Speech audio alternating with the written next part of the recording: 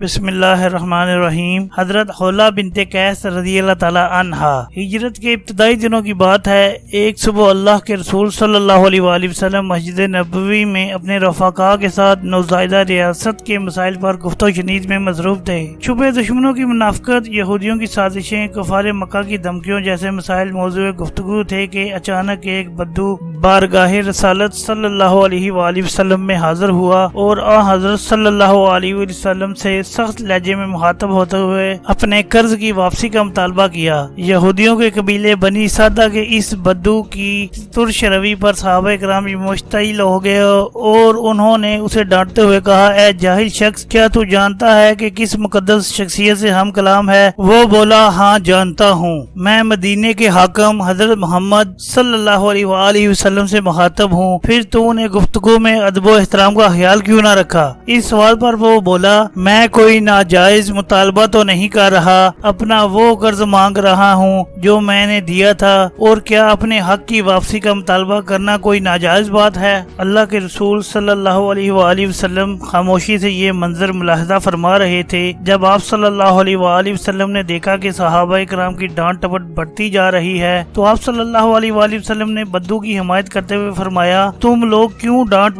ڈپٹ کر رہے ہو؟ اسے اپنی چیز واپس مانگنے کا پورا اختیار ہے اور یہ اپنے اس مطالبے میں حق بجانب ہے۔ ہونا تو یہ چاہیے تھا کہ تم لوگ اس کے حق کی حمایت کرتے اور ہم اس کے قرض کی واپسی کا بندوبست کرتے۔ پھر آپ صلی اللہ علیہ وآلہ وسلم نے اس شخص سے فرمایا، تم فکر نہ کرو، تمہارا قرض ہم پر واجب الادا ہے۔ بدو نے کہا، مجھے تو اپنا قرض آج ہی واپس چاہیے۔ اس پر انصار سے تعلق رکھنے والے صحابہ کرام نے کہا، ہم تمہارا قرض چکانے کے لیے تیار ہیں، تم ہمارے ساتھ چلو۔ چونکہ یہ قرض کھجور کی شکل میں تھا اس لیے وہ صحابہ کرام کے ساتھ جاتے ہوئے بولا، اے اللہ کے رسول صلی اللہ علیہ وآلہ وسلم، اگر کھجور اعلیٰ اور معیاری ہوئی تو میں لے لوں گا، ورنہ پھر آپ صلی اللہ علیہ وآلہ وسلم کے پاس واپس آ جاؤں گا۔ آپ صلی اللہ علیہ وآلہ وسلم نے فرمایا، ہاں ٹھیک ہے۔ اس نے صحابہ کرام کے ساتھ جا کر کھجوریں دیکھی لیکن وہ ان کے معیار سے مطمئن نہ ہوا۔ بدو نے کھجوریں لینے سے انکار کیا تو صحابہ کرام نے اس سے پوچھا، اب کیا کرو گے؟ وہ بولا، میں واپس حضور صلی اللہ علیہ وآلہ وسلم کے پاس جاؤں گا، اس لیے کہ مجھے یقین ہے کہ ان سے بڑھ کر کوئی حق پسند نہیں اور وہی مجھے انصاف دلائیں گے۔ وہ دوبارہ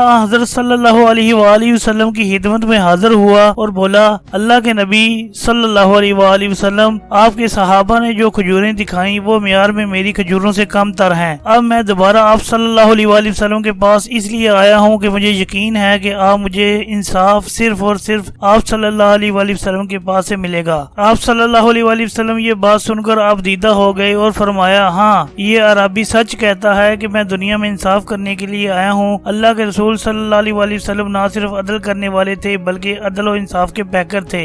صحیح بخاری میں ایک واقعہ مشہور تحریر ہے کہ ایک موقع پر قریش کی ایک خاتون فاطمہ بنت اسد نے چوری کی۔ اسلام میں چوری کی سزا دایاں ہاتھ کاٹنا ہے۔ قریش کے لیے یہ باعث شرم تھی، چنانچہ انہوں نے حضرت اسامہ بن زید سے کہا کہ وہ حضور صلی اللہ علیہ وآلہ وسلم سے اس موضوع پر بات کریں۔ جب انہوں نے بات کی تو آپ صلی اللہ علیہ وآلہ وسلم نے فرمایا، اسامہ، کیا تو اللہ کی حدود میں سے ایک حد کے بارے میں سفارش کرتا ہے؟ پھر آپ صلی اللہ علیہ وآلہ وسلم کھڑے ہوئے اور خطبہ دیا، فرمایا، اے لوگو، پچھلی بہت سی امتیں اس لیے ہلاک ہو گئیں کہ جب ان کا کوئی بڑا آدمی چوری کرتا تو اسے چھوڑ دیتے، اور اگر کمزور چوری کرتا تو اس پر حد قائم کرتے۔ اللہ کی قسم، اگر فاطمہ بنت محمد صلی اللہ علیہ وآلہ وسلم بھی چوری کرے تو میں اس کا ہاتھ کاٹ دوں گا۔ آپ صلی اللہ علیہ وآلہ وسلم اپنی حقیقی چچی حضرت خولہ بنت قیس کو پیغام بھجوایا کہ چچی جان، اگر آپ کے پاس کھجوریں ہوں تو ہمیں دے دیجئے تاکہ اس شخص کا قرض اتارا جا سکے۔ جب ہمارے پاس کھجوریں آ جائیں گی تو ہم آپ کو واپس کر دیں گے۔ حضرت خولہ کو حضور صلی اللہ علیہ وآلہ وسلم کا پیغام ملا تو خوشی سے نہال ہو گئیں۔ پیغام لانے والے سے بولی، میرے ماں باپ اللہ کے نبی صلی اللہ علیہ وآلہ وسلم پر قربان، آپ صلی اللہ علیہ وآلہ وسلم سے کہنا جس قدر کھجوریں چاہیے لے لیں۔ آپ صلی اللہ علیہ وآلہ وسلم نے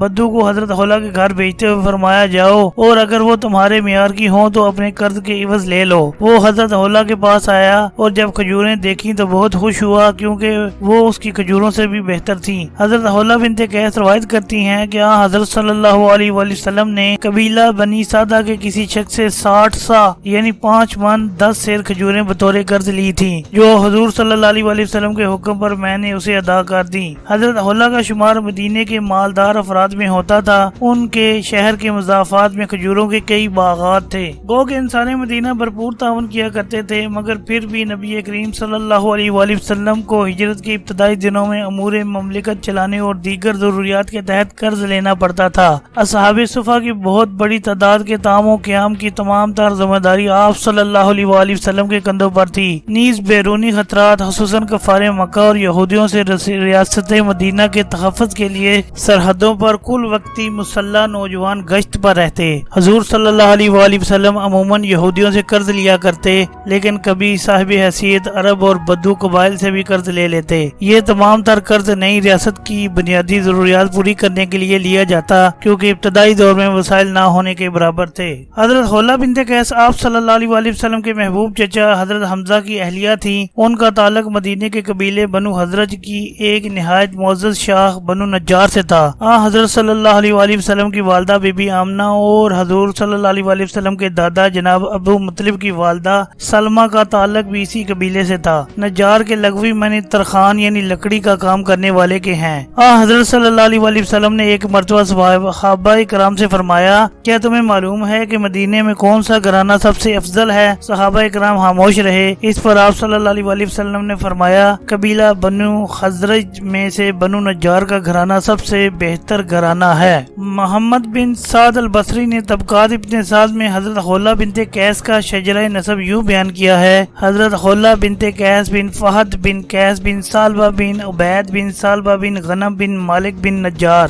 انہیں حویلہ اور محمد بھی کہتے ہیں۔ والدہ کا نام فریہ بنت زروا ہے۔ حضرت حلہ کا پہلا نکاح حضرت حمزہ بن عبد المطلب سے ہوا، جن سے یالہ اور عمارہ پیدا ہوئے، جو بچپن ہی میں انتقال کر گئے۔ حضرت حمزہ کی شہادت کے بعد دوسرا نکاح حضرت حنظلہ بن نعمان سے ہوا، جن سے ایک بیٹا محمد پیدا ہوا۔ نبوت کے چھٹے سال حضرت حمزہ نے اسلام قبول کیا تو اہلیہ حضرت حلہ بھی ان کے ساتھ بارگاہ نبوت میں حاضر ہوئیں اور نبی کریم صلی اللہ علیہ وآلہ وسلم کے ہاتھ پر بیعت کر لی۔ ان کے قبول اسلام سے پہلے مسلمانوں کا حلقہ چند کمزور افراد اور غلاموں تک محدود تھا، تاہم حضرت حمزہ کے اسلام لانے کے بعد کفار کی اظہار رسانیوں میں کچھ کمی نہ آئی، کیونکہ اب حضرت حمزہ جیسے جری و بہادر جنگجو مسلمانوں کے ساتھ تھے۔ اگلے دن سیدنا عمر فاروق بھی مشرف با اسلام ہوئے اور مسلمانوں نے پہلی مرتبہ حضرت صلی اللہ علیہ وآلہ وسلم کی اقتداء میں خانہ کعبہ میں نماز ادا کی۔ دونوں میاں بیوی بعثت کے 13ویں سال حضرت صلی اللہ علیہ وآلہ وسلم کے حکم سے مدینہ منورہ ہجرت کر گئے۔ رسول اللہ صلی اللہ علیہ وآلہ وسلم نے حضرت زید بن حارثہ کو حضرت حمزہ کا اسلامی بھائی قرار دیا، چنانچہ ان دونوں خاندانوں میں مثالی محبت تھی۔ حضرت حمزہ نے غزوہ بدر میں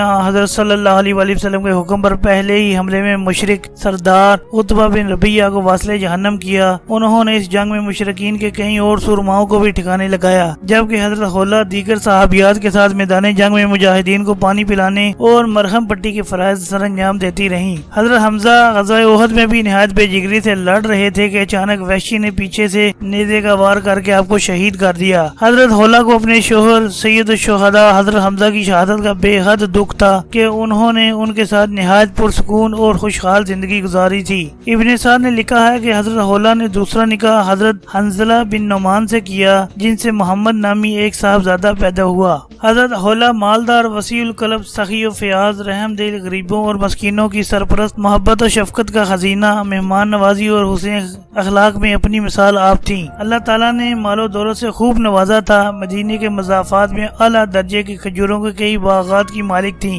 حضرت صلی اللہ علیہ وآلہ وسلم سے بہت محبت کرتی تھی۔ حضور صلی اللہ علیہ وآلہ وسلم بھی اپنی چچی کا بے حد اکرام کرتے تھے۔ وہ حضرت صلی اللہ علیہ وآلہ وسلم اور صحابہ کرام کی خدمت کر کے خوشی محسوس کرتی، تاہم حضرت حلہ کے بارے میں زیادہ تفصیل دستیاب نہیں ہے۔ مورخین کے مطابق ان کی وفات تیسرے خلیفہ راشد حضرت عثمان غنی کے دور خلافت میں ہوئی اور جنت البقیع میں سپرد